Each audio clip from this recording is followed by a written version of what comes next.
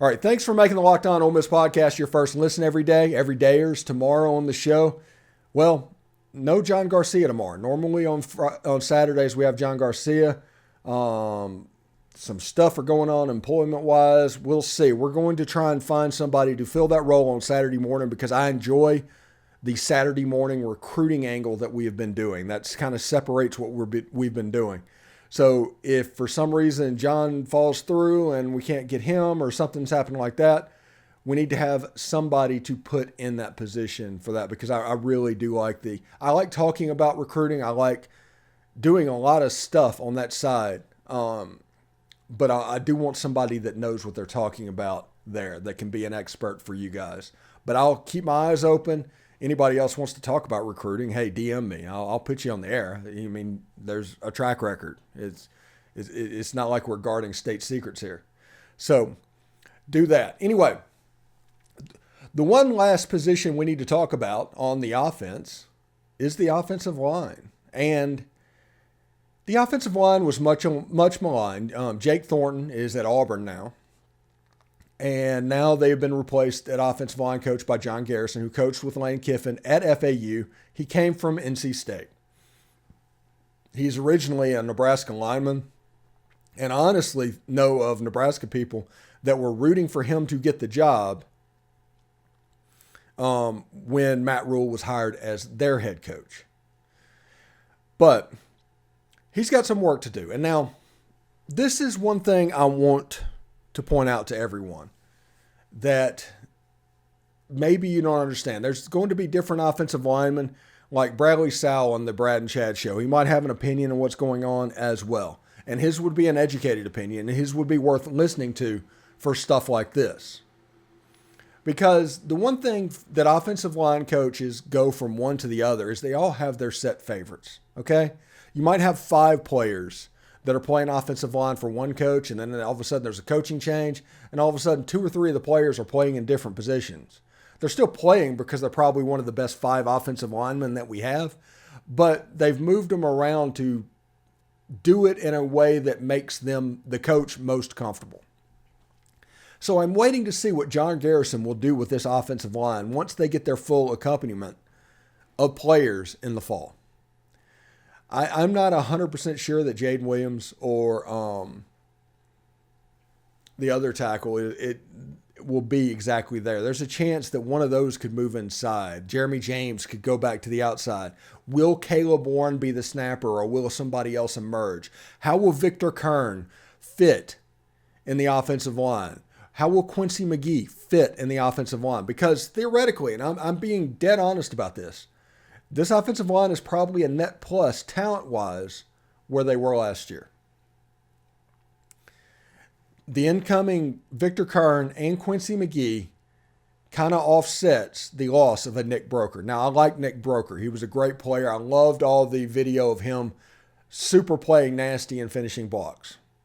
But, I mean, I absolutely went to war for Nick Broker as well, with a Rivals Raider about his grade going on. He was rated as the lowest possible 3-star by this Rivals thing. Everybody else had him as a top 5 player in the state of Illinois.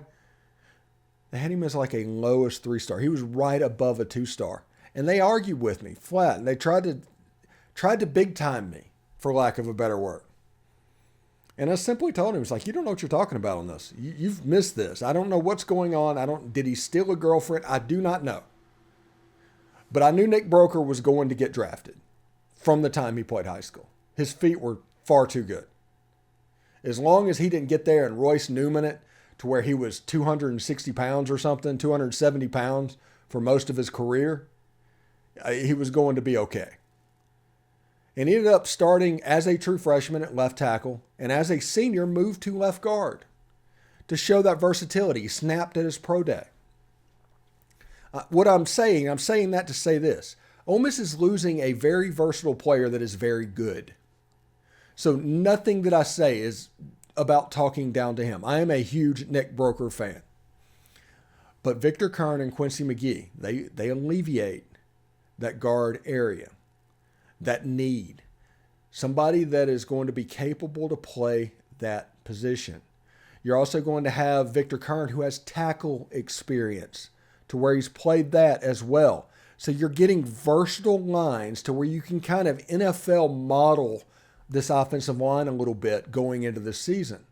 You're going to have players that can do different things. It's not going to be so specialized. Now, you might have a situation where Jaden Williams or something like that is a left tackle and a left tackle only.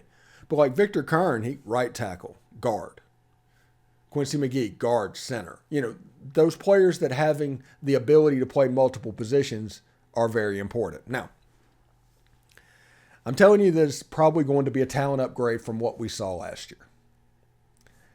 Now, what we saw last year was the quarterback getting hit an awful lot.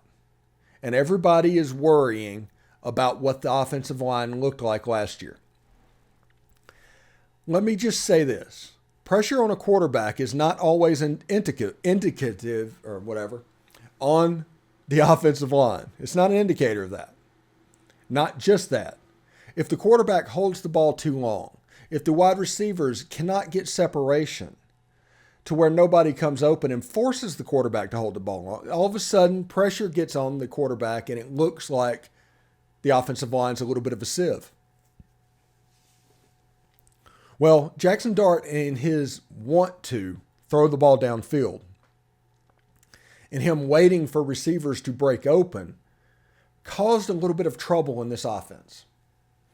And whenever the offensive line run blocks on every play, because that's what they do. There's no setting back, pass set blocking on this offense generally. It's generally run blocking because this is essentially an RPO offense. And whenever you do that, it's going to be easy to honestly shed the defender to go around it to rush the quarterback. It's why it's important for quarterbacks to get the ball out of their hand quickly. It's one of the reasons you saw that Jackson Dart got the ball out of his hand quickly this spring. Because it's important. You don't have time to just hold it and force the ball down the field. Sometimes you need to hit the quicks to the tight end, to the slot receiver, things that are making quick reads on linebackers in the middle of the field. Without them, it becomes a little bit more difficult. So, if the offense runs the way it's supposed to run, I think the offensive line is going to be fine. I don't think this offensive line is like the 86 Redskins or something like that. But I think this offensive line is fine. And this is a team that was, third in the country in rushing the ball last year. With a chance, as we talked about in the first segment, of bringing in an additional running back to help this room. I think this offensive line is going to be fine. And I think everybody needs to give them time to gel, and the offense and everything needs to be designed to make their job easier. The offensive lineman's job should be easy. If you make it difficult for them, your offense is going to struggle because they have potentially the most important job on the field. Without them, there's no hope. The SEC is and always will be decided on the offensive and defensive line. Just the way it is. And this offensive line, if they can hold their own, if you make it easier on them to do this by getting rid of the ball quickly and doing things like that, you have a chance for this unit with these skill players to become a next level offense. And that's something we all want to see. Anyway, coming up in the next segment, we are going to have Tom Vanderford. We're going to talk Ole Miss sports. We're going to do our normal thing. And also, there might not be a video on Saturday and Sunday just because of the way everything worked out. But, we'll have this week's video, and next week we're going to get into the defensive side of the ball. Next Friday, the special teams, and we'll see exactly what's going on with that. But you can see the transfer portal is percolating, and the offense is in really, really good shape. Anyway, stick around.